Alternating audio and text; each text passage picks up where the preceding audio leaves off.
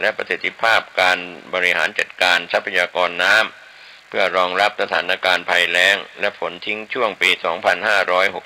2565 การบริจาคเงินในการเพิ่มทุนของสมาคมพัฒนาการระหว่างประเทศครั้งที่ 20 การยกเว้นค่าผ่านทางพิเศษตามประกาศกระทรวงคมนาคมกำหนดอัตราค่าผ่านทางพิเศษของทางพิเศษบุรพาวิถีและทางพิเศษกาญจนาพิเศษบางพลีถึงสุขสวัสดิ์ในช่วงเทศกาลสงกรานต์พุทธศักราช 2565 ร่างกฎกระทรวงกำหนดพื้นที่ตำบลพระธาตุผาแดงตำบลแม่ตาวและตำบลแม่กุอำเภอแม่สอดจังหวัดตากเป็นเขตพื้นที่คุ้มครองสิ่งแวดล้อมพศ.ร่างพระราชบัญญัติที่คณะรัฐมนตรีขอรับมาพิจารณาก่อนรับหลักการก็มีร่างพระราชบัญญัติธนาคารแห่งประเทศไทยฉบับที่พศ.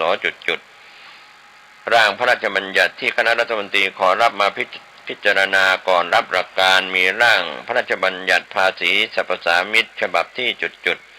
ร่างพระราชบัญญัติที่คณะรัฐมนตรีขอรับมาพิจารณาก่อนรับหลักการร่างพระราชบัญญัติการบริหารราชการในสถานการณ์ฉุกเฉินพศ.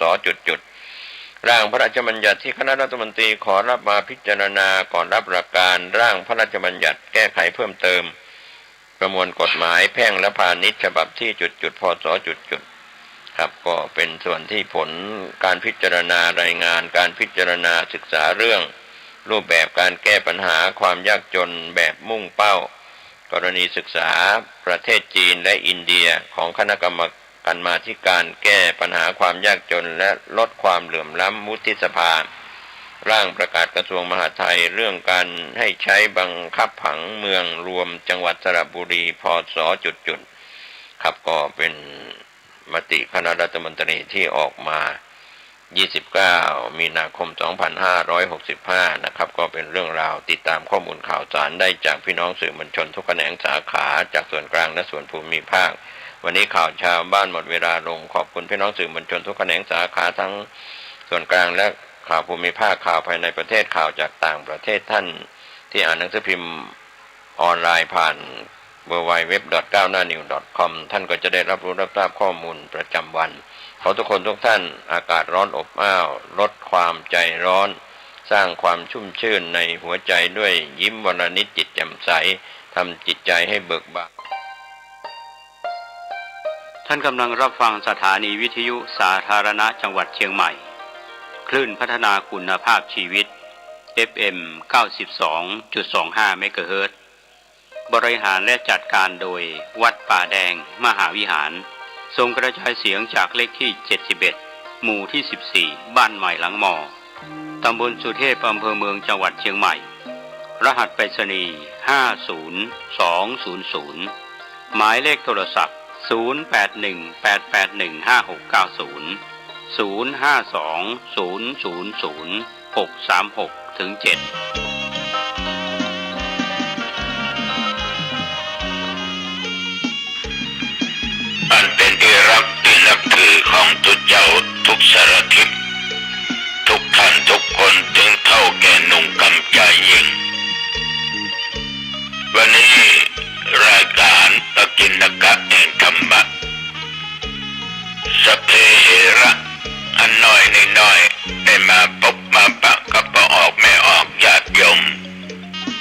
ท่านทั้งหลายอีกเช่นเคย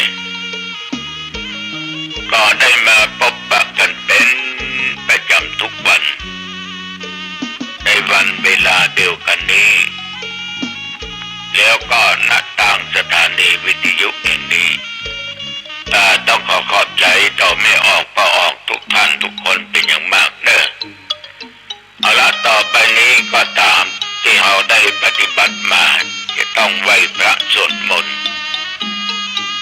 ก็เริ่มต้นกันได้โดยว่าพร้อมกันไปอะระหังสัมมาสัมพุทโธภะคะวาพุทธังภะคะวันตังอะภิวาเทมิกราบพระพุทธสวากาโตภะคะ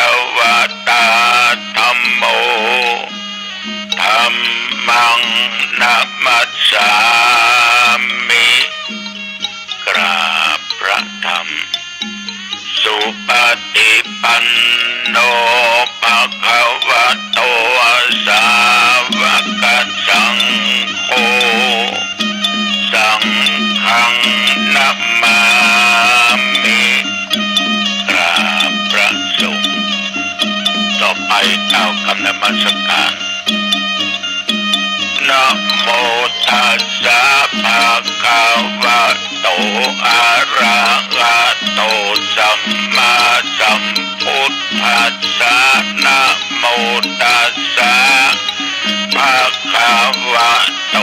อะระหะโตสัมมาสัมพุทธัสสะนะโมตัสสะ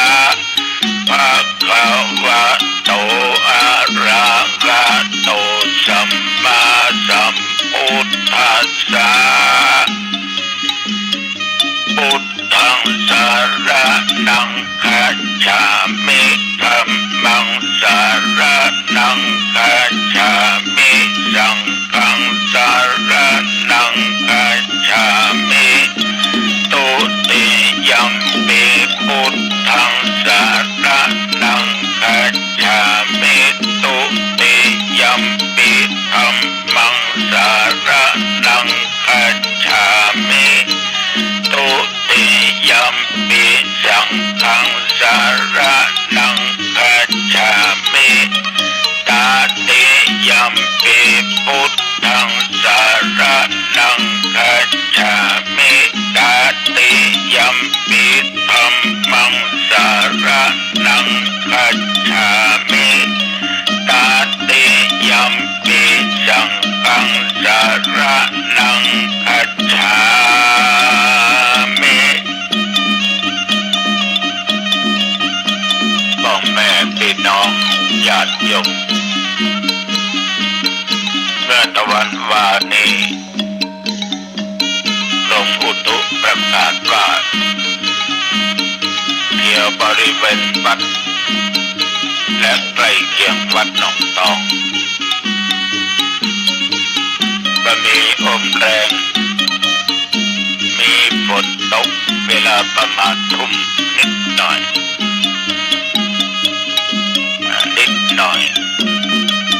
นอกลำคาญเนี่ยเนาะที่โยบาตกก็มาตกแต่นอกลำคาญเนี่ยนะลงมานอกสุยแป๊บเดียวก็หยุดแต่บ่มีฝนหาใหญ่ตกลงมาบ่เหมือนวันแรกคือตะวันซื่นนี่ฝนตกลมแรงแห้งเบาแห้งแต่ว่านี่ได้รับโทรศัพท์จากโรงเรียนห่างดงรัตราชอุปถัมภ์โรงเรียนประจำอำเภอพอได้โทรมาถามมาบอกว่าหลวงพ่อประเดี๋ยวเนี่ยพระเจ้าใจบักดีครูเขาก็ใจบักม่วนโอ้เป็นจะได้แต่ว่านี่เจ้าที่ฝนตกลมก็แรงปัดเอาหลังคาอาคารหลัง6 ชั้นปิวว่อนไปตกใส่บ้านของชาวบ้านได้รับความเสียหายพอสมควรแต่เรื่องนี้เป็นอย่างเจ้าและมีเรื่องอย่างที่ม่วนอกม่วนใจก็สถานที่ประดิษฐานพระพุทธรูปแล้วก็ห่อเจ้าภูมิเจ้าที่มันล้มลงเจ้ามันเสียหายครูทั้งหลายเลยใจบ่ดีมันคงจะเป็นรางร้ายครับว่าเป็นจะได้กาธรรมาก็ตอบว่าไม่เป็นไรนั่นคืออุบัติเหตุมันจะเกิดกติหันเกิดหลายที่หลายแห่งหลายคนบางคนศาลพระภูมิล้มละเนระนาดวัดวาอารามบางครั้งโต๊ะหมู่บูชาก็ล้มพระเจ้าก็ตกฉะนั้นมันเป็นอุบัติเหตุมันไม่มีรางร้ายอย่างใดๆทั้งสิ้นก็ขอให้คณะครูอาจารย์ทุกคนนั้นทำใจได้ จิตสบายใจได้อย่าไปยึดมั่นแล้วค่อยๆแปลงกันใหม่ซ่อมกันใหม่ทำกันขึ้นมาใหม่ก็เรียกว่าเรื่องคำปรึกษาแล้วก็ปลอบใจมันบ่เป็นอย่างดอก เพราะว่ามันเป็นอุบัติเหตุเข้าไปกึดนักจำจะตกอยู่ใต้อำนาจแห่งความมืดก็ออกไม่ออกญาติโยมหลายที่ได้โทรมามาจาปรึกษาก็คือกรรมชี้แนะกรรมชี้นำไปอีกประการหนึ่งญาติโยมเมื่อตะวันบ่ายนี้เช่นเดียวกันคณะสงฆ์จังหวัดเชียงใหม่ได้ประชุมออนไลน์กันถึง25 อำเภอประชุมเจ้าคณะผู้ปกครองจังหวัดรองจังหวัดเลขานุการเจ้าหน้าอำเภอรองอำเภอเลขานุการเจ้าคณะอำเภอถามว่าการประชุมแบบเนี้ยมันทันสมัยก็ทันสมัยดีสมมติว่าถ้าจัดประชุมเนี่ยไปพร้อมกันชุดใดชุดหนึ่งอันนั้นจะได้ผลมากกว่าได้ได้จาปรึกษาหารือกันอย่างเต็มที่แต่เนื่องจากเหตุการณ์โควิดเจ้าก็ไม่สามารถที่ไปประชุมจุ่มนุมกันเป็นร้อยตนได้ก็เลยจัดประชุมทางออนไลน์กันผลนั้น100%ก็ได้ประมาณ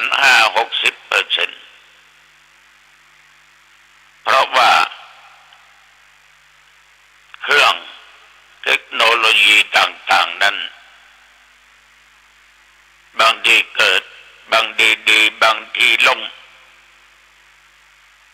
บางครั้งก็ฟังรู้เรื่องบางครั้งก็บ่รู้เรื่องนี่คือเทคโนโลยีญาติโยมท่านผู้ฟังเมื่อเราเขียนจดหมายกับพิมพ์จดหมายเนี่ยลายจดหมายส่งกันการพิมพ์กับการเขียนจะแตกต่างกันพิมพ์นี่ปลอมเอกสารกันได้ง่ายปลอมเอกสารกันได้ง่ายแต่ถ้าเขียนด้วยมือเนี่ยยากเพราะเป็น7-8 บรรทัด9 บรรทัดเนี่ยคนเดียวเขียนอักขระพยัญชนะที่เขียนลงไปนั่นน่ะมันก็ฝีมือไปฝีมือมันปลอมยากที่สุดญาติโยมฉะนั้นการเขียนและการพิมพ์มันจะแตกต่างกันอย่างนี้พิมพ์มันเป็นระเบียบเรียบร้อยแต่การเขียนบางคนมีฝีมือมีศิลป์ในการเขียน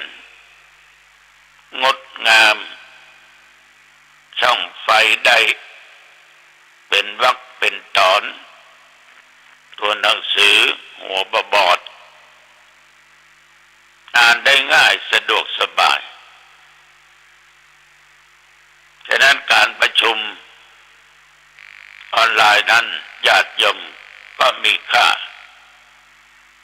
แต่ว่าบัดเต้าไปนั่งประชุมด้วยกันแต่ระยะนี้ก็ยังว่าต้องป้องกันตามหน่วยงานราชการที่ขอความร่วมมือเพราะโรคโควิดตัวถึงโควิดโรคใหม่นี่โอมิครอนอย่างนี้นะติดได้ง่าย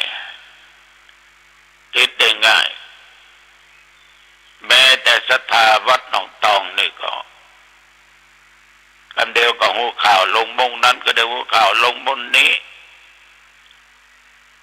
แม้แต่หมู่บ้านต่างๆแม้แต่ตัวเจ้าพระเนนมันก็บอกไว้ก็ออกไม่ออกมีตัวเจ้าตนหนึ่งเป็นทิศก็ถามว่าอาการเป็นยังไงตุมันจะมีเนื้อไข้เนื้อตุหลงแล้วก็กินยาไปพาราไปหายแซ่บแล้วจะมีรู้สึกว่าระคายคอเสลดแล้วก็ไอน้อยๆมึนหัวศกอุดังพอมี2 ขีดแต่ตุยาอย่างมากินก็มีพารา ยาแก้ไอยาแก้อักเสบนอกนั้นก็กินฟ้าทลายโจรก็พักผ่อนอยู่ได้2 วันอาการนั้นก็ดีขึ้นมาปกติตะวันวาสอบถามดูบอกว่าปกติแต่ตัวเจ้าก็ฉีดยาแล้วนะแต่ว่าโรคนี้เมื่อมันจะติดกันใกล้ชิดกันสัมผัสกันถูกต้องกันเปิดหน้ากากนั่งกินข้าวด้วยกันได้ได้จ่าไปหรือหลงลืมสติเอาหน้ากากออกอันนี้ติดกันนักถ้ามีสติประตั้งด้วยความประมาทหน้ากากนั้นเบาออกปิดจมูกปิดอุดังอยู่ตลอดเปอร์เซ็นต์ที่ป้องกันได้นั้นสูงมากแต่อย่างธรรมาภาพถึงวันเนี่ยแต่ก็ไม่ได้ดื่มทุกวันนะเว้นวัน2 วันก็เอาฟ้าทลายโจรนะดังที่บอกก็ออกไม่ออกเช็ดใบล้างทำความสะอาดซ้อนกันหักกึ่งบิดใส่ไว้ในแก้วน้ำร้อนก็ใส่รอ20 นาทีจนถึง30 นาทีก็มาดื่มเพื่อป้องกันก็ดีที่สุดก็คือจะไปประมาทก็แล้วกันฉะนั้นเป็นผลกระทบเรื่องการประชุมคณะสงฆ์ตัวแต่วันนี้ก็ประชุมคณะกรรมการวัดถึง2 หมู่บ้านหมู่ที่3กับหมู่ที่13เรื่องการโอนที่ดินที่ช่วยกันซื้อ2 งานกว่าเอาเป็นของสาธารณะปัจจาก็มอบเพื่อดังองค์กรเทศบาลเป็นผู้ดูแลรักษาเขาจะไปมอบเพื่อแก่คนใดคนหนึ่งก็ไม่ได้มอบกันนั้นเกิดหมดวาระก็ได้เปลี่ยนให้มอบกับวัดก็ไม่ได้ญาติโยมนอกจากมอบเพื่อทางเทศบาลแล้วก็ตั้งคณะกรรมการว่าที่ดินแปลงเนี้ยเราต้องการทำมาอย่างในวันข้างหน้าเทศบาลก็จะได้จัดสรรงบประมาณช่วยได้จะแต่งศาลาก็จะถมที่ก็ปรับที่ก็ยะได้เพราะเอามอบเปิ้นดูแลแต่เทศบาลก็มีสิทธิ์ที่จะไปใช้อย่างใดเพราะเอามีรูปคณะกรรมการและผ่านประธานสภารับรองญาติโยมในที่สุดฟังด้วยเหตุและด้วยผลเพราะตว่าทางหน่วยงานเทศบาลก็มากำนันผู้ใหญ่บ้าน2 หมู่บ้านมาเจ้าของที่และญาติโยมที่ช่วยกันซื้อก็เป็นอันว่าตกลงโอนเทศบาล ให้ดูแลผืนแผ่นดินนี้ต่อไปพระเจ้าก็จะเป็นต้องไปตัดสินมองถึงเหตุและผลเอาความถูกต้องเพราะสิ่งใดก็ตามถูกต้องโดยเหตุโดยผลจะมาเกิดความขัดแย้งเกิดร้อนกันภายหน้าเขาต้องทำสิ่งเหล่านั้นแต่บางอย่างบางครั้งมันก็มีคนที่ขัดเป็นบ่ฮู้ในความเป็นจริงบ่ฮู้กฎหมายเอาความฮู้ในบางสิ่งบางอย่างนั้นน่ะมาเป็นข้อโต้แย้งกันก็ถูกถ้าเปิ้นมาโต้แย้งเอาก็บ่ฮู้ฉะนั้นเมื่อฮู้แล้วก็มาเปรียบเทียบกันในที่สุดก็ตกลงกันอย่างง่ายโดยเหตุและโดยผลเสร็จจากนั้นทางท่านวรัตน์ของทางเทศบาลและเจ้าหน้าที่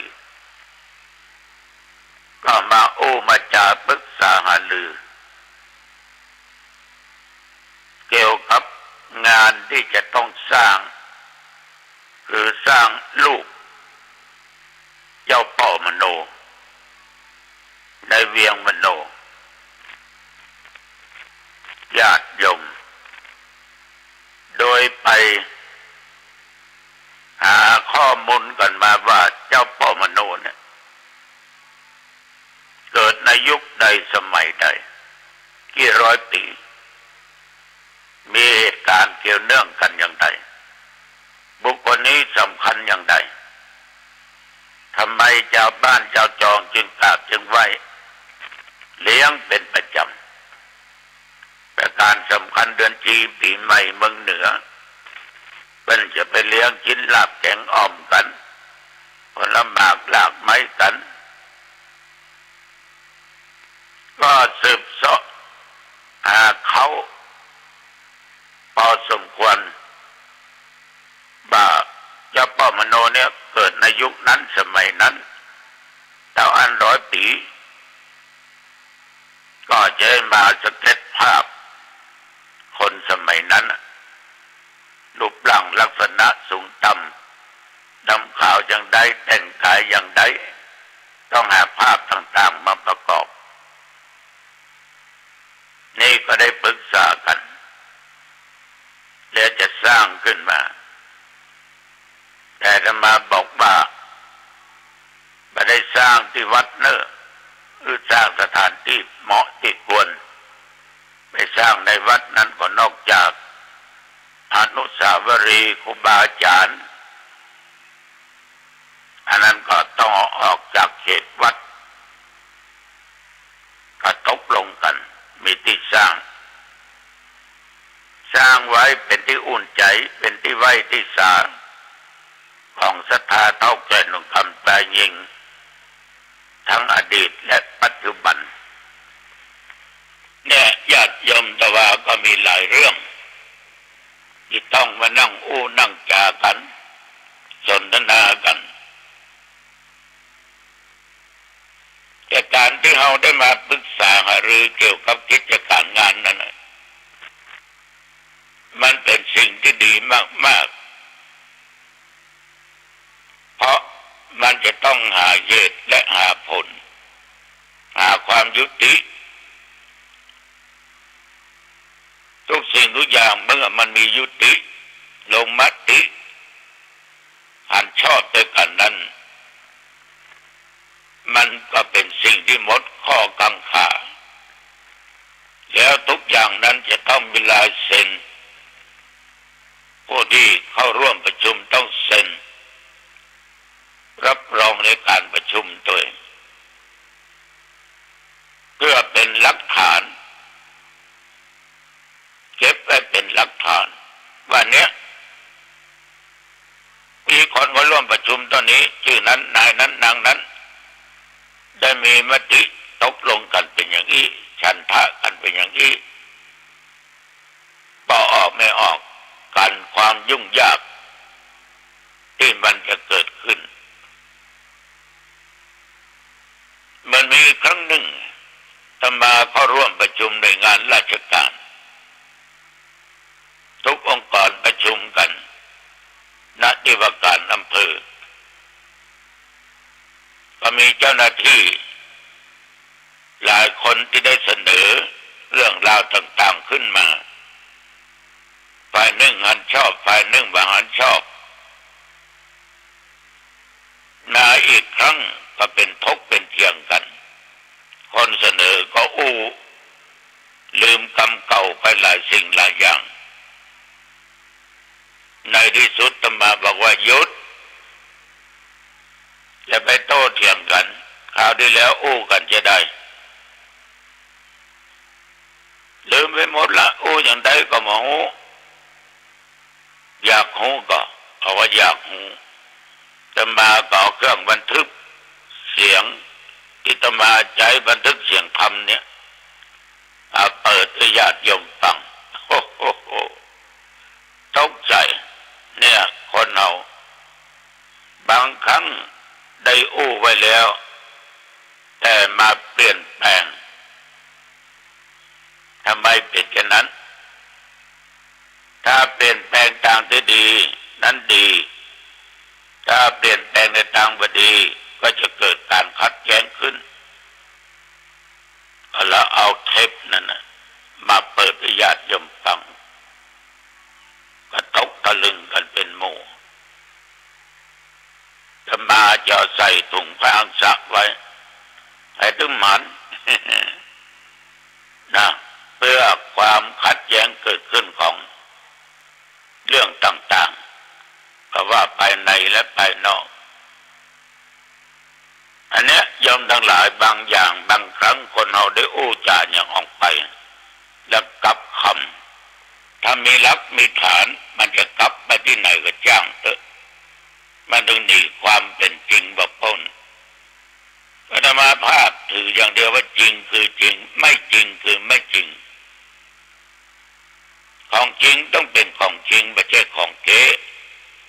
ของว่าจริงมันก็คือของว่าจริงมันก็ต้องเป็นของปลอมนะทุกสิ่งทุกอย่างจริงอนิจจังทุกขังอนัตตาทำแน่นอนจริงแน่นอนจริงยิ่งกว่าจริงเพราะมนุษย์และสิ่งของต่างๆเป็นอนิจจังเป็นทุกขังอนัตตาทั้งนั้นลบหลีกหนีถึงบ่ได้จะไปขัดแย้งกันอย่างใดก็ถึงเอาชนะในเรื่องเหล่านี้ถึงได้การเกิดแก่เจ็บตายอันนี้ฝากกับญาติกับโยมได้จริงคือจริงไม่จริงคือไม่จริงเอาละวันนี้จะไปมาเป็นเวลาเป่าสมควรอายุวันโนสุขังพลังพบกันใหม่โอกาสหน้าเจริญพร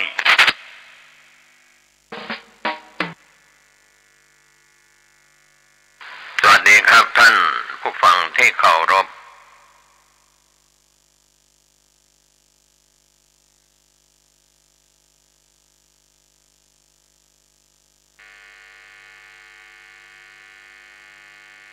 สวัสดีครับท่านผู้ฟังที่เคารพข่าวชาวบ้านผมเกษตรเพชรสำริดบรรณาธิการข่าวก้าวหน้านิวกับการทำหน้าที่สื่อสารมวลชนของพี่น้องสื่อมวลชนทุกแขนงสาขาจากส่วนกลางและส่วนภูมิภาคข่าวภายในประเทศและข่าวจากต่างประเทศท่านที่อ่านหนังสือพิมพ์ออนไลน์คลิกเข้าไปที่ www.9hnanew.com ก็จะได้รับทราบข้อมูลข่าวในรอบ24ชั่วโมงจากพี่น้องสื่อมวลชนที่ได้รายงานข่าวประจำธรรมะก่อนข่าววันนี้ก็เป็นส่วนหนึ่งนะครับช่วงนี้อากาศร้อนอบอ้าวการติดตามการพยากรณ์อากาศจากกรมอุตุนิยมวิทยาเรื่องของดินฟ้าอากาศลมพายุต่างๆก็เราเป็นประจำในช่วงเดือนมีนาคมเมษายนหรือพฤษภาคมก็ตามพายุฝนฟ้าคะนองก็อาจจะเกิดขึ้นได้อากาศแปรปรวนธรรมะก่อนข่าววันนี้ก็เป็นส่วนหนึ่งนะครับที่เราเห็นการเปลี่ยนแปลงเปลี่ยนความรู้สึกเปลี่ยนความประพฤติเปลี่ยนนิสัยใจคอเพราะเหตุว่าสิ่งที่เป็นรูปธรรมนามธรรมคนเราเห็นความเปลี่ยนแปลงจากความคลาดเคลื่อนนะครับสัญญาวิปลาสความจำคลาดเคลื่อนจิตวิปลาสความคิด คลาดเคลื่อนแล้วก็ทิฏฐิวิปลาสความเห็นที่ไม่ถูกต้องตามทำนองครองธรรมด้วยเหตุผลกลใดดังนั้นในสื่อต่างๆที่เราได้บริโภคข้อมูลข่าวสารก็เห็นทั้งความจำที่เปลี่ยนแปลงไปจิตใจที่เปลี่ยนแปลงไปและความคิดเห็นที่จากถูกเป็นผิดหรือจากผิดเป็นถูกก็แล้วแต่นะครับคนเราวิปลาสคลาดเคลื่อนได้จากความเป็นอนิจจังไม่เที่ยงแท้แน่นอนทุกขังทนอยู่ไม่ได้อนัตตาบังคับบัญชาไม่ได้ก็เราเอาเรื่องตัวดัชนีชี้วัดก็คือไม่ได้เอาคุณธรรมคุณศีล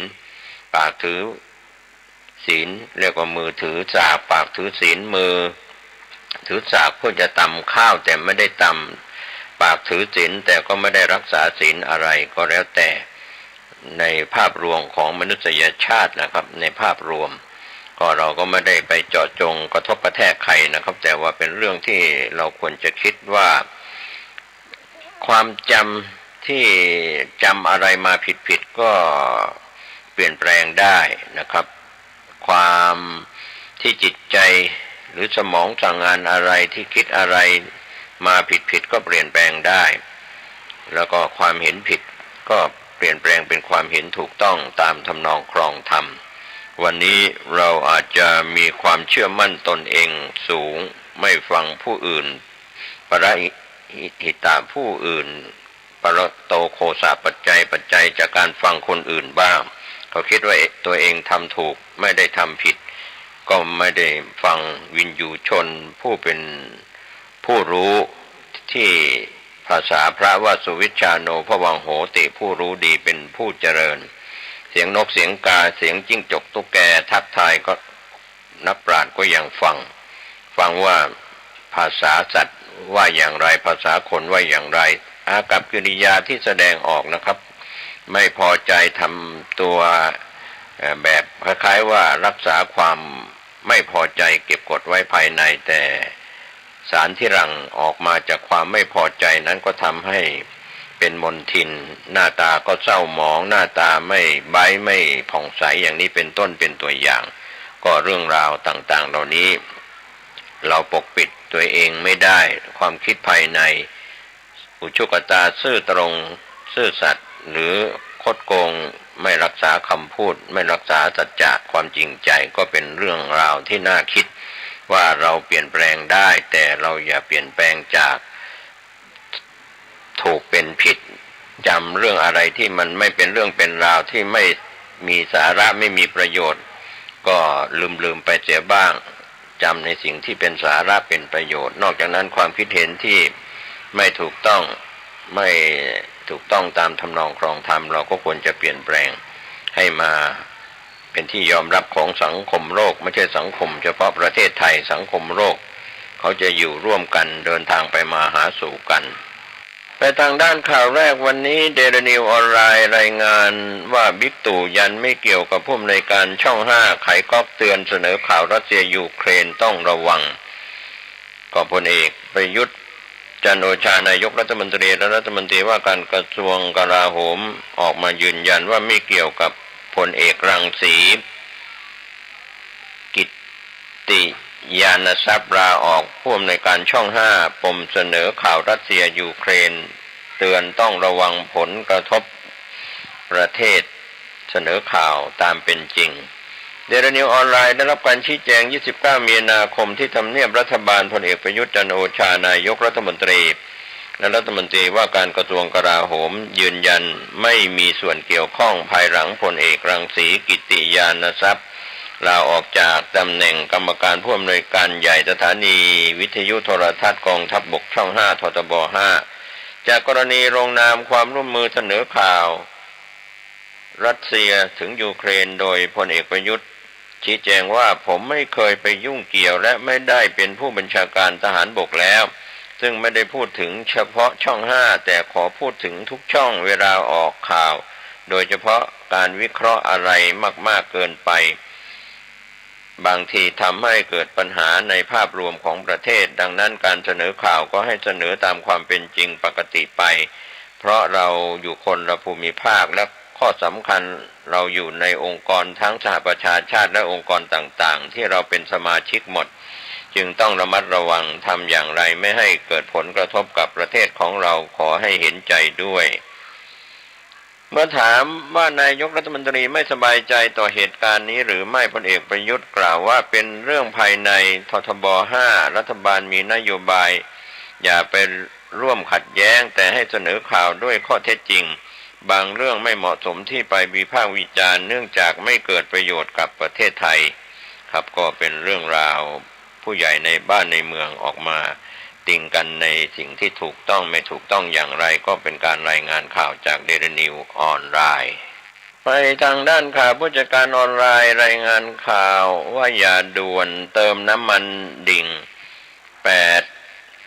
เหรียญดอลลาร์สหรัฐหลังล็อกดาวน์เซี่ยงไฮ้หุ้นมากันบวกและทองลง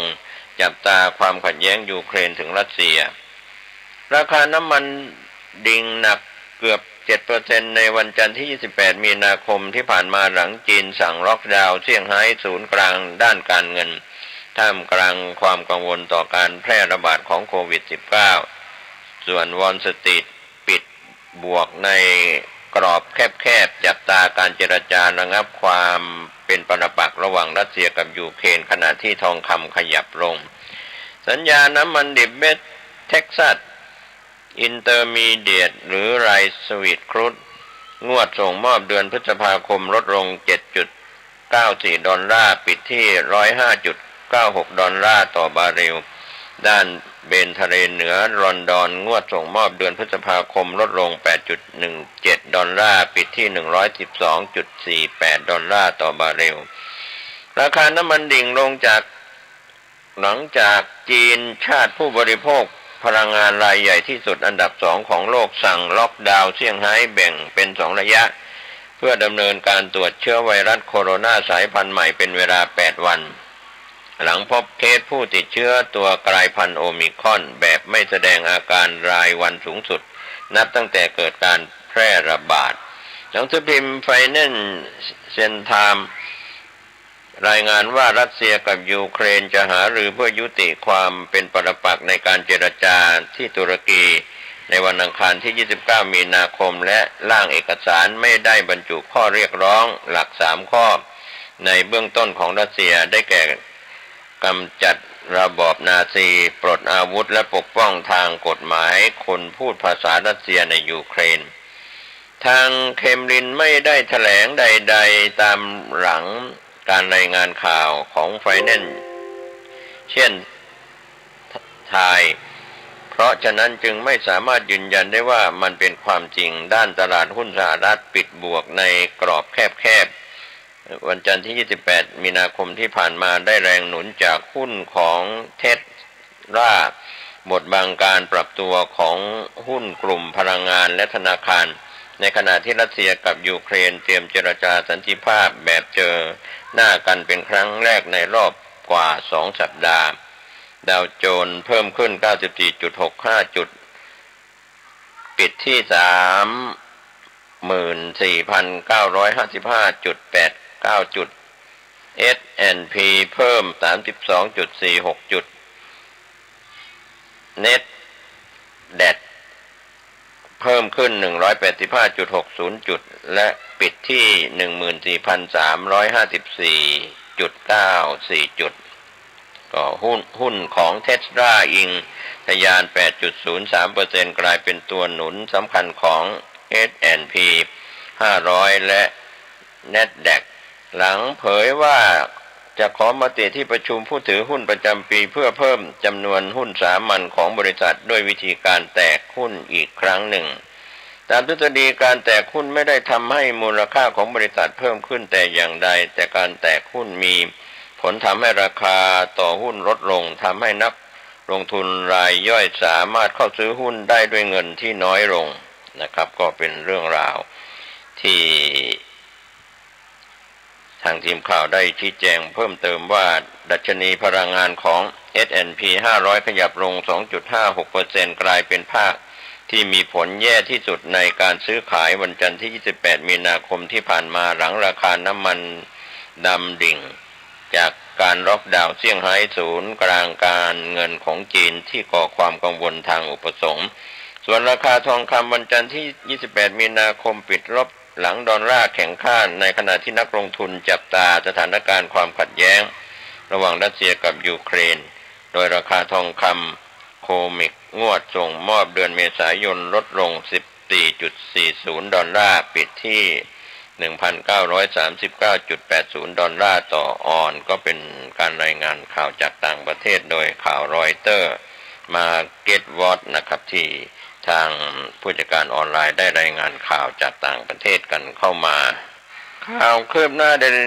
ดลินิวออนไลน์รายงานข่าวว่าออกแล้วประกาศให้มีการเลือกตั้งผู้ว่ากรุงเทพมหานครและก็สก.ผลเลือกตั้งท้องถิ่นและประกาศเลือกตั้งพร้อมรายละเอียดกำหนดวันเลือกตั้งวันรับสมัครสถานที่พร้อมคุณสมบัติผู้สมัครรับเลือก 29 มีนาคม 2565 เดลินิวออนไลน์รายงานว่านายขจิตชัชวานิชปลัดกทมในฐานะผู้อำนวยการเลือกตั้งประจำท้องถิ่นกรุงเทพมหานครได้ลงนามในประกาศผู้อำนวยการเลือกตั้งประจำท้องถิ่นกรุงเทพมหานครเรื่องให้มีการเลือกตั้งผู้ว่ากทมและสมาชิกสภากรุงเทพมหานครสก.ออกมาระบุว่าคณะรัฐมนตรีมีมติเห็นสมควรให้มีการเลือกตั้งสมาชิกสภาท้องถิ่นและผู้บริหารท้องถิ่นของกรุงเทพมหานครและคณะกรรมการการเลือกตั้งได้ประกาศกำหนดให้มีการเลือกตั้งสก.และผู้ว่ากทมโดยวันที่ 25 มีนาคมอาศัยอำนาจตามความในมาตรา 12 แห่งพระราชบัญญัติการเลือกตั้งสมาชิกสภาท้องถิ่นหรือผู้บริหารท้องถิ่นพุทธศักราช 2562 และข้อ 7 ของระเบียบคณะกรรมการการเลือกตั้งว่าด้วยการเลือกตั้งสมาชิกสภาท้องถิ่นหรือผู้บริหารท้องถิ่นพุทธศักราช 2562 โดยความเห็นชอบของผู้อำนวยการการเลือกตั้งประจำกรุงเทพมหานครจึงประกาศให้มีการเลือกตั้งผู้ว่ากทมและสก.ดังต่อไปนี้ 1. วันเลือกตั้ง 22 พฤษภาคม 2565 2. ระยะเวลาสมัครรับเลือกตั้งตั้งแต่วันที่ 31 มีนาคม ถึง 4 เมษายน 2565 ระหว่างเวลา 8:30 น. ถึง 16:30 น. 3. สถานที่รับสมัครณห้องบางกอกอาคารไวราวัฒน์พัฒนาศาลาว่าการกรุงเทพมหานครแขวงดินแดงเขตดินแดงกรุงเทพมหานครทั้งนี้การรับสมัครผู้ว่ากทมที่จะมีการเลือกตั้งจำนวนทั้งสิ้น1คนให้ถือเขตกรุงเทพมหานครเป็น1เขตเลือกตั้งและสก.ที่จะมีการเลือกตั้งจำนวน50คนให้ถือเขตของสก.เป็นเขตเลือกตั้งมีจำนวน50เขตเลือกตั้งสำหรับหลักฐานการสมัครรับเลือกตั้งผู้ว่าราชการกรุงเทพมหานครประกอบด้วยบัตรประจำตัวประชาชนแต่ถ้าผู้สมัครรับเลือกตั้งเป็นบุคคลซึ่งไม่ต้องมีบัตรประจำตัวประชาชนตามกฎหมายก็ให้ใช้บัตรประจำตัวหรือหลักฐานอื่นใดของทางราชการที่มีรูปถ่ายและมีหมายเลขประจำตัวประชาชนสามารถแสดงตนได้พร้อมสำเนาจำนวน1ฉบับสำเนาทะเบียนบ้านฉบับเจ้าบ้านพร้อมสำเนาจำนวน1ฉบับใบรับรองแพทย์ค่าธรรมเนียมการสมัครจำนวน 50,000 บาทรูปถ่ายหน้าตรงไม่สวมหมวกหรือรูปภาพที่พิมพ์ชัดเจนเหมือนรูปถ่ายของตนเองขนาดกว้างประมาณ 8.5 เซนติเมตรยาวประมาณ 13.5 เซนติเมตรจำนวน10รูปหลักฐานการศึกษาสำเร็จการศึกษาไม่ต่ำกว่าปริญญาตรีหรือเทียบเท่าพร้อมสำเนาจำนวน1ฉบับหลักฐานแสดงการเสียภาษีเงินได้บุคคลธรรมดาเป็นเวลาติดต่อกัน3ปีนับถึงปีที่สมัครรับเลือกตั้งของผู้สมัครได้แก่ปีภาษี 2562 ถึง 2564 เว้นแต่เป็นผู้ไม่ได้เสียภาษีเงินได้ให้ทำหนังสือยืนยันการไม่ได้เสียภาษีพร้อมทั้งสาเหตุแห่งการไม่ได้เสียภาษีตามแบบผอพึ่งถอถุง 4/2 หลักฐานอื่นๆที่จำเป็นเช่นเอกสารใบเปลี่ยนชื่อตัวหรือชื่อสกุลสูติบัตรหลักฐานหรือใบรับรองแสดงการเกิดถิ่นที่อยู่พร้อมสำเนาจำนวน1ฉบับเป็นต้นส่วนของหลักฐานการสมัครรับเลือกตั้งสก.ประกอบด้วยบัตรประจำตัวประชาชน แต่ถ้าผู้สมัครรับเลือกตั้งเป็นบุคคลซึ่งไม่ต้องมีบัตรประจำตัวประชาชนตามกฎหมายให้ใช้บัตรประจำตัวหรือหลักฐานอื่นใดของทางราชการที่มีรูปถ่ายและมีหมายเลขประจำตัวประชาชนสามารถแสดงตนได้พร้อมสำเนาจำนวน1 ฉบับสำเนาทะเบียนบ้านฉบับเจ้าบ้านพร้อมสำเนาจำนวน1 ฉบับใบรับรองแพทย์ค่าธรรมเนียมการสมัครจำนวน 10,000 บาทรูปถ่ายหน้าตรงไม่สวมหมวกหรือรูปภาพที่พิมพ์ชัดเจนเหมือนรูปถ่ายของตนเองขนาดกว้างประมาณขนาดกว้างประมาณ 8.5 เซนติเมตรยาวประมาณ 13.5 เซนติเมตรจำนวน10 รูปหลักฐานการแสดงเสียภาษีเงินได้บุคคลธรรมดาเป็นเวลาติดต่อกัน3 ปีนับตั้งแต่ปีที่สมัครรับเลือกตั้งของผู้สมัครได้แก่ปีภาษี 2562 ถึง 2564 เว้นแต่เป็นผู้ไม่ได้เสียภาษีเงินได้ให้ทำหนังสือยืนยันการไม่ได้เสียภาษีพร้อมทั้งสาเหตุแห่งการไม่ได้เสียภาษีตามแบบผอพึ่งจุดผอถอฐาน 4/2 หลักฐานอื่นๆที่จำเป็นเช่นเอกสารใบเปลี่ยนชื่อตัวหรือชื่อสกุลสูติบัตรหลักฐานหรือใบรับรองแสดงการเกิดถิ่นที่อยู่พร้อมสำเนาจำนวน1 ฉบับเป็นต้นนอกจากนี้จะสมัครรับเลือกตั้งได้เพียง1 เขตเลือกตั้งเท่านั้นนะครับก็เป็นรายละเอียดจากเดลินิวออนไลน์ได้รายงานข่าวถึงการออกแล้วประกาศให้มีการเลือกตั้งผู้ว่ากทมและสกในส่วนของกรุงเทพมหานครข่าวคืบหน้าจะได้รายงานเพิ่มเติมเข้ามาอีกเดลินิวออนไลน์รายงานอุตุเตือน36 จังหวัดรับมือฝนตกลมแรง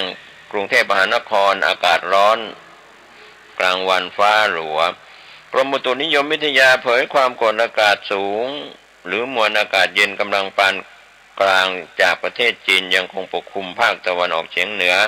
และทะเลจีนใต้ในขณะที่ประเทศไทยตอนบนมีอากาศร้อนและมีฝนฟ้าคะนองบางแห่งเตือน36 จังหวัดรับมือฝนตกลมแรงขณะที่กทมอากาศร้อนกับมีฟ้าหลัวในตอนกลางวันและมีฝนฟ้าคะนอง30%ของพื้นที่กรมอุตุนิยมวิทยารายงาน26 มีนาคมที่ผ่านมาพยากรณ์ลักษณะอากาศในทั่วไปซึ่งเป็นการรายงาน24 ชั่วโมงข้างหน้าว่าบริเวณความกดอากาศสูงและมวลอากาศเย็นกำลังปานกลางของประเทศจีนยังคงปกคลุมภาคตะวันออกเฉียงเหนือและทะเลจีนใต้ในขณะที่ประเทศไทยตอนบนมีอากาศร้อนลักษณะเช่นนี้ทำให้บริเวณดังกล่าวมีฝนฟ้าคะนองและลมกระโชกแรงบางแห่งโดยบริเวณภาคตะวันออกเฉียงเหนือด้านตะวันออกของภาคเหนือภาคกลางภาคตะวันออกขอให้ประชาชนระวังอันตรายจากภัยดังกล่าวโดยหลีกเลี่ยงการอยู่ในที่โล่งแจ้งต้นไม้ใหญ่ป้ายโฆษณาและสิ่งปลูกสร้างที่ไม่แข็งแรงเกษตรกรควรเตรียมการป้องกันและระวังความเสียหายที่จะเกิดต่อผลผลิตทางการเกษตรไว้ด้วยส่วนลมตะวันตกเฉียงเหนือและลมตะวันออกเฉียงใต้ที่พัดปกคลุมอ่าวไทยและภาคใต้มีกำลังอ่อนทำให้ภาคใต้มีฝนฟ้าคะนองบางพื้นที่ฝุ่นละอองขนาดเล็กประเทศไทยตอนบนมีแนวโน้มการสะสมของฝุ่นละอองหมอกควันมีน้อยเนื่องจากบริเวณดังกล่าวมีฝนตกลงมาบริเวณดังกล่าวเว้นแต่ที่บริเวณภาคเหนือมีอากาศสะสมปานกลางจากฝนตกน้อยครับก็เป็นเรื่องของการพยากรณ์อากาศส่วนการพยากรณ์อากาศสำหรับประเทศไทยในส่วนของภาคเหนือคือวันนี้อากาศร้อนกับมีฟ้าหลัวในตอนกลางวันโดยมีฝนฟ้าคะนอง30%ของพื้นที่และลมกระโชกแรงบางแห่งส่วนมากบริเวณจังหวัดเชียงรายลำปางพะเยาแพร่น่านอุตรดิตถ์พิษณุโลกเพชรบูรณ์ครับก็เป็นส่วนที่อุณหภูมิต่ำสุด21 ถึง 26 องศาเซนเซียสอุณหภูมิสูงสุด34 ถึง 38 องศาเซนเซียสลมใต้ความเร็ว10 ถึง 20 กิโลเมตรต่อชั่วโมงนะครับก็ในส่วนของแต่ละภาคนะครับเรารายงานข่าว กันในส่วนของพื้นที่ภาคเหนือนะครับส่วนภาคอื่นๆก็มีการพยากรณ์อากาศประจำภาคกันอยู่แล้วติดตามการพยากรณ์อากาศจากกรมอุตุนิยมวิทยาหรือศูนย์อุตุนิยมวิทยาประจำแต่ละภาคจากไทยโพสต์ออนไลน์รายงานข่าวชาวบ้านแม่สุขจังหวัดลำปางเดือดร้อนหนักอากาศร้อน40องศาเซนเซียสน้ำประปาหมู่บ้านมีแต่ดินโคลนชาวบ้านแม่สุขเดือดร้อนหนักอากาศร้อน40องศาเซนเซียสน้ำประปาหมู่บ้านมีแต่ดินโคลนน้ำกลายเป็นสีแดงขุ่นจนไม่สามารถใช้งานได้ต้องซื้อน้ำใช้เอง29มีนาคม2565ชาวบ้านหนองกอกตำบลแม่สุขอำเภอแจ้ห่มจังหวัดลำปางได้ถ่ายคลิปวิดีโอบริเวณถังพักน้ำของหมู่บ้านที่ภายในมีแต่ดินโคลนร้องเรียนมายังผู้สื่อข่าวหลังจากแท้งน้ำถังพักน้ำเก็บน้ำประปาของหมู่บ้านแห้งสนิทจนพื้นแท้งน้ำมีแต่ตะกอนดินโคลนสีแดงเจอปัญหาเรื่องภัยแล้งไม่มีน้ำจากแหล่งน้ำธรรมชาติไหลเข้าแท้งเก็บน้ำของหมู่บ้านเนื่องจากช่วงนี้เป็นช่วงฤดูแล้งทำให้ชาวบ้านขาดแคลนน้ำอุปโภคบริโภคในหมู่บ้านและน้ำประปาในหมู่บ้านยังไม่สามารถใช้งานได้มีสีขุ่นแดงเมื่อนำมาใช้แล้วชาวบ้านเกรงว่าจะไม่ปลอดภัยที่ผ่านมาชาวบ้านต้องซื้อน้ำอุปโภคบริโภคเองโดยซื้อน้ำ1ถัง24ขวด25 บาทเป็นปัญหาสะสมมานานเคยแจ้งไปยังหน่วยงานต่างๆให้เข้ามาแก้ไขปัญหาแต่ก็ยังไม่สามารถแก้ไขปัญหาได้เบ็ดเสร็จจากการสอบถามชาวบ้านก็บอกว่าพื้นที่บ้านหนองกอกมีชาวบ้านประมาณ50หลังคาเรือนประสบปัญหาเรื่องขาดแคลนน้ำและมีปัญหาน้ำขุ่นแดงและมีกลิ่นเหม็นของสนิมมาหลายปีโดยที่ผ่านมาชาวบ้านต้องอดทนใช้น้ำอุปโภคบริโภคบางครั้งโชคดีมีน้ำใสๆไหลมาบ้างอย่างไรก็ตามชาวบ้านวิงวอนไปยังหน่วยงานที่เกี่ยวข้องเข้ามาช่วยเหลือชาวบ้านเพราะว่าน้ำสีขุ่นแดงบางครั้งได้นำน้ำมาอาบก็จะเกิดอาการคันตัวแต่เวลาซักเสื้อผ้าล้างถ้วยล้างชามหรือแม้แต่ต้องใช้ล้างหน้าแปรงฟันก็ต้องใช้น้ำที่ซื้อน้ำมาใช้ขณะนี้น้ำก็ราคาแพงมากและช่วงนี้สภาพอากาศร้อนบางวันทะลุ39-40องศาเซนเซียสน้ำก็ขาดแคลนทำให้ได้รับความเดือดร้อนอย่างหนักก็อยากให้หน่วยงานเร่งเข้ามาแก้ไขปัญหาให้กับชาวบ้านด้วยนะครับก็ฝากไปถึงท่านพ่อเมืองจังหวัดลำปางและพื้นที่ในระดับของอำเภอท้องถิ่นเข้าไปดูแลช่วยเหลือปัญหาเรื่องของน้ำของชาวบ้านที่ทีมข่าวไทยโพสต์ออนไลน์ได้รายงานข่าวนี้กันเข้ามาข่าวคืบหน้าจะได้รายงานเพิ่มเติมข่าวจากกรุงเทพธุรกิจออนไลน์ได้รายงานข่าวเปิดแฟ้มคณะรัฐมนตรี29มีนาคมติดตามแก้ปัญหาราคาปุ๋ยถกรับมือโควิดช่วงสงกรานต์นายกนำคณะรัฐมนตรีประชุมติดตามการแก้ปัญหาราคาปุ๋ยราคาสินค้าหลังสั่งการให้กระทรวงที่เกี่ยวข้องไปหาแนวทางแก้ปัญหาพร้อมเน้นย้ำเฝ้าระวังสถานการณ์โควิดช่วงสงกรานต์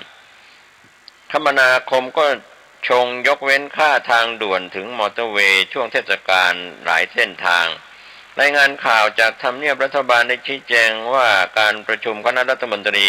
ครม.ที่มีพลเอกประยุทธ์จันทร์โอชานายกรัฐมนตรีและรัฐมนตรีว่าการกระทรวงกลาโหมเป็นประธานการประชุม29มีนาคม2565ว่าจะมีการหารือกันถึงเรื่องสำคัญที่ต่อเนื่องจากผลกระทบจากสงครามยูเครนรัสเซียหลังจากที่รัฐบาลได้ประกาศ9มาตรการช่วยเหลือค่าครองชีพและดูแลราคาพลังงานไปแล้วเมื่อสัปดาห์ก่อนก็ต้องจับตาดูว่ากระทรวงต่างๆจะเสนอมาตรการลดค่าครองชีพที่อยู่ในอำนาจของหน่วยงานตัวเองเข้ามาให้ที่ประชุมคณะรัฐมนตรีพิจารณาหรือไม่เพื่อให้ทันกับการใช้มาตรการในช่วงเดือนพฤษภาคมถึงเดือนกรกฎาคมนี้นอกจากนี้ยังติดตามการรายงานความคืบหน้าการแก้ปัญหาปุ๋ยอาหารสัตว์แพงจากกระทรวงที่เกี่ยวข้องได้แก่กระทรวงพาณิชย์กระทรวงเกษตรและสหกรณ์ ซึ่งหน่วยงานที่เกี่ยวข้องได้ประชุมกันหลายรอบแต่ยังไม่มีมาตรการที่ออกมาชัดเจนโดยเฉพาะมาตรการระยะสั้นที่จะช่วยเหลือเกษตรกรที่ต้องเผชิญปัญหากับต้นทุนการผลิตที่สูงขึ้นนอกจากนี้การหารือในเรื่องราคาสินค้าที่พบว่ายังมีสินค้าที่ปรับตัวสูงขึ้นทั้งที่ต้นทุนตรงไม่เกี่ยวกับราคาน้ำมันซึ่งนายกรัฐมนตรีต้องการให้กระทรวงพาณิชย์ไปควบคุมเรื่องนี้ให้ดียิ่งขึ้นก็ขออนุมัติขยายระยะเวลาดำเนินโครงการกิ่วคอหมาจังหวัดลำปางการนำเสนออุทยานแห่งชาติภูกระดึงและเขตรักษาพันธุ์สัตว์ป่าภูเขียวถึงอุทยานแห่งชาติน้ำหนาวให้เป็นอุทยานมรดกแห่งอาเซียนการปรับปรุงวัตถุประสงค์ในการใช้เงินกู้สำหรับการกู้เงินภายใต้โครงการบริหารระบบคราวกลางภาครัฐก็เป็นส่วนที่ทางทีมข่าวได้รายงานว่าร่างพระราชกฤษฎีกาออกตามความในประมวลรัชฎากรว่าด้วยการกำหนดกิจการที่ได้รับยกเว้นภาษีธุรกิจเฉพาะฉบับที่พศการยกเว้นภาษีธุรกิจเฉพาะให้แก่กิจการของกองทุนเพื่อการฟื้นฟูและพัฒนาระบบสถาบันการเงินร่างกฎกระทรวงยกเว้นค่าธรรมเนียมการใช้ยานยนต์บนทางหลวงพิเศษหมายเลข7และทางหลวงพิเศษหมายเลข9ภายในระยะเวลาที่กำหนดพศขออนุมัติงบประมาณรายจ่ายประจำปีงบประมาณพุทธศักราช2565งบกลางรายการเงินสำรองจ่ายเพื่อกรณีฉุกเฉินหรือจำเป็นเพื่อดำเนินโครงการเพิ่มและประสิทธิภาพการบริหารจัดการทรัพยากรน้ำเพื่อรองรับสถานการณ์ภัยแล้งและฝนทิ้งช่วงปี2565การบริจาคเงินในการเพิ่มทุนของสมาคมพัฒนาการระหว่างประเทศครั้งที่20การยกเว้นค่าผ่านทางพิเศษตามประกาศกระทรวงคมนาคมกำหนดอัตราค่าผ่านทางพิเศษของทางพิเศษบุรพาวิถีและทางพิเศษกาญจนาพิเศษกบางพลีถึงสุขสวัสดิ์ในช่วงเทศกาลสงกรานต์พุทธศักราช2565ร่างกฎกระทรวงกำหนดพื้นที่ตำบลพระธาตุผาแดงตำบลแม่ตาวและตำบลแม่กุอำเภอแม่สอดจังหวัดตากเป็นเขตพื้นที่คุ้มครองสิ่งแวดล้อมพศ.ร่างพระราชบัญญัติที่คณะรัฐมนตรีขอรับมาพิจารณาก่อนรับหลักการก็มีร่างพระราชบัญญัติธนาคารแห่งประเทศไทยฉบับที่พศ.ร่างพระราชบัญญัติที่คณะรัฐมนตรีขอรับมาพิจารณาก่อนรับหลักการมีร่างพระราชบัญญัติภาษีสรรพสามิตฉบับที่ร่างพระราชบัญญัติที่คณะรัฐมนตรีขอรับมาพิจารณาก่อนรับหลักการร่างพระราชบัญญัติการบริหารราชการในสถาน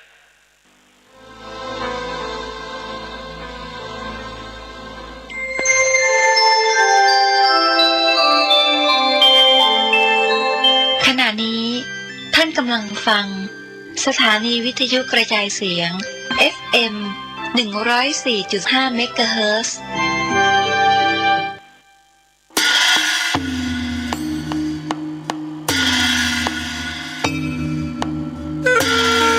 เนื่องด้วยสมณศรัทธาและมูลศรัทธาข้าพเจ้าทั้งหลายหมายมีพระมหาธิวากรคติยสิริพร้อมด้วยคณะศรัทธาวัดบ้านแพะและคณะกฐินผ้าป่าสามัคคีกรุงเทพเชียงใหม่ได้ทำการบูรณะวิหารทรงล้านนาหลังคามุงกระเบื้องดินขอประดับช่อฟ้าปานลมทำด้วยไม้สักลงทุนทรัพย์ทั้งสิ้นจำนวน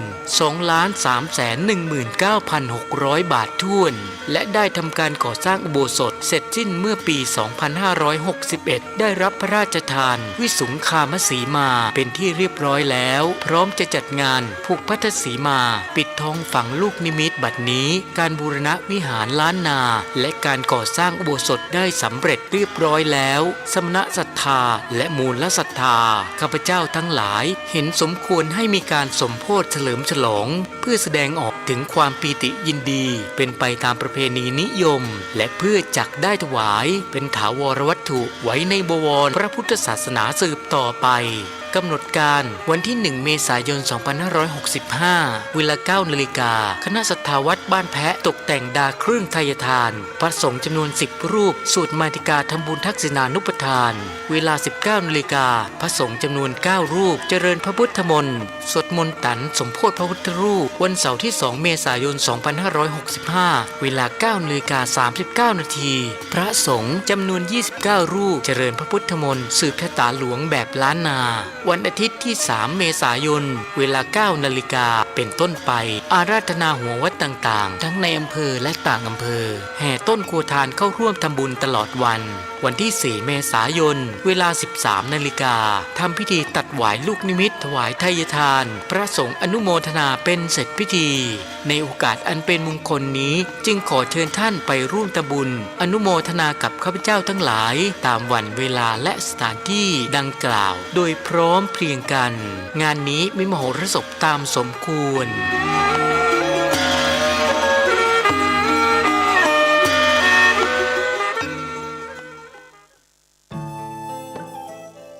ท่านกำลังติดตามรับฟังสถานีวิทยุกระจายเสียงพระพุทธศาสนาแห่งชาติและสังคม